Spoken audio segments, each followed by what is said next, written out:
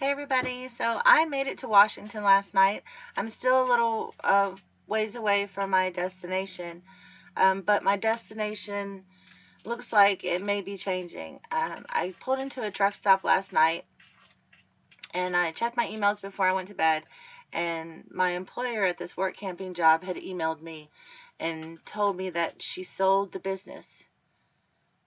So, so I don't have a job. So she said she doesn't know if the new owners have any work for me or not, and but if I wanted to, I'm sure I could find a job in town, she said. But the whole purpose of work camping is not paying that RV fee. You know, the RV park fee. In Washington, it's like $1,000 a month, and or the area I'm going to is like $1,000 a month. I don't want to pay that. I want to work for that and make money and be able to save some money, especially after all these repairs I did on my truck and all this gas money I've spent to get out here. So, yeah, I've spent about $1,000 in gas money getting out here to this job that I was assured I had once I got here. So that's a little, it's a kink in the plans. Got a little something to figure out now. I do have my feelers out for different jobs. Like I told you guys about that job in California. Hey, George. And that might still be available. She has called me a couple times since I talked to her last and checking on me and see, how I'm doing on my journey and if I needed a job yet. And I feel like she might have known something I didn't. But I'm going to call her. It's not even 9 o'clock here. It's a little chilly. It's about 50 degrees, so I'm kind of bundled up here in the trailer because I don't have any heat or anything. I have a little buddy heater that runs on gas, but I didn't feel like getting it out. So that's what's going on. I'm just, I'm in a pickle. I'm in a pickle, and I've been in a pickle.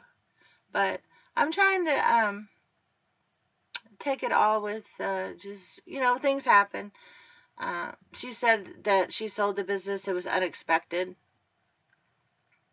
I don't understand that. I don't know how you could sell a business unexpectedly. That's something that's kind of planned, and there's a lot of paperwork involved, and waiting period, I think. I mean, I don't know. Property I thought was 30 days, but I mean, it doesn't matter really because I have the information that I don't have a job, so I need to find one. I do have my feelers out. A friend of mine may have some leads in the Washington area, so he's going to contact his people and see if they know of anything around in the general area. So that might work out. So we'll see. I'm gonna call the Workamper employer in Washington, in Port Angeles, when they open at 9. So, and I'm gonna ask her about the new owner. If she can contact them or if I can get their number and see if they want to hire me to work camp in the RV park once they take over. I don't know. I don't know. I don't know if the new owners are just gonna bulldoze it down and build a strip mall, or are they gonna keep the RV park? I have no idea. So it's just a matter of basically getting more information and finding out, what my options are. So I'm just gonna stay at this rest area until I find out, which way I'm going. Because in about 20 miles more west, okay, if I go west about 20 more miles, I'm going to need to go south to go to California.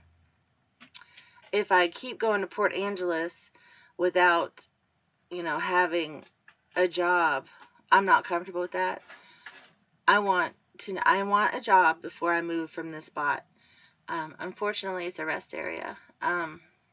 But I'm not putting any more wear and tear on my truck or anything else like that. So I'm just gonna wait. Oh boy. So I opened the email last night and I just started laughing hysterically. Like, no way, How is this even possible? I mean, I get it, but we're leaving in 2 weeks and we sold the property and I'm just like, what? I feel like if my job was in flux, she should have mentioned that, and then I had the information to decide. Because when I was in Kadoka, South Dakota, and my truck was broke down, and I was there for a week and a half, or 2 weeks, or it was about a week and a half. I was 100 miles. It was 100 miles difference between going to Port Angeles or going to this other work camping job in California. And I was leaning towards the job in California anyway. And but I didn't do it. I didn't do it because I gave this woman my word that I was going to work for her. And I was going to show up when my as soon as I could, I was going to be there to work for her because she hired me first. And that's why. And I really feel like yeah, there's so many emotions. There's so much going on with me. I don't know. I feel like maybe this is what happens to people. Like when they do these kinds of things and they say, okay, well, I gave you my word, I'm going to do this, so I'm going to do it. And then they follow through with what they said, but the other party does not. That seems to be a reoccurring cycle in my life, actually. I gotta think about that. But, yeah, so, and I think when that happens, people stop, living up to their word. And they just do the best thing for them at the time and screw everybody else because they've been, screwed like that by other people. I do not want to turn into one of those people. I don't want to do it. I gotta really think about that cycle that happens with me, though. I gotta meditate on that or something, figure that out, because that does happen quite a bit. Okay, I'll figure that out.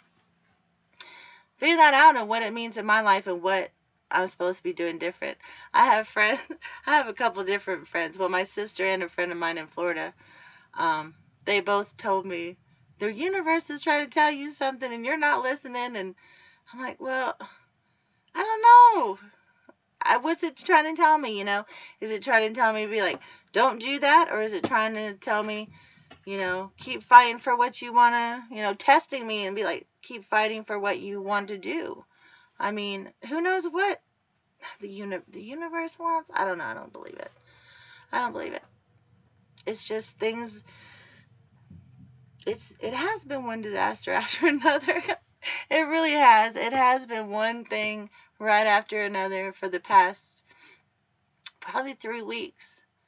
3 weeks, yeah. I've been just kind of reacting to everything that's happening to me. But I'm okay. I'm okay. And I just need to find out what my next job's going to be and where I'm going to be able to work camp and be able to save some money and get back on track. That's what I have to figure out. So it is almost 9 o'clock. Right now it's 8:59. So I'm going to call her and I'm going to see if she has any, I'm going to call her and ask her about the new owners. Call her and ask her if there's any, my cats.